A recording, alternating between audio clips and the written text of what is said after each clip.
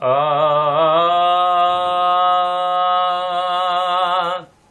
मुंहिंजा मालिक साईं मुंहिंजन मारवड़न जी वतन वाग वराए।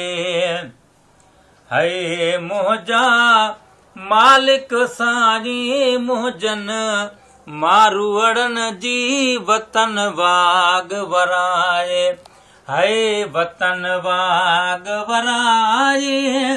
अला सागन मागन ते का सागी ईद कराए। मुंहिंजा मालिक साईं मुंहिंजन मारवड़न जी वतन वाग वराए।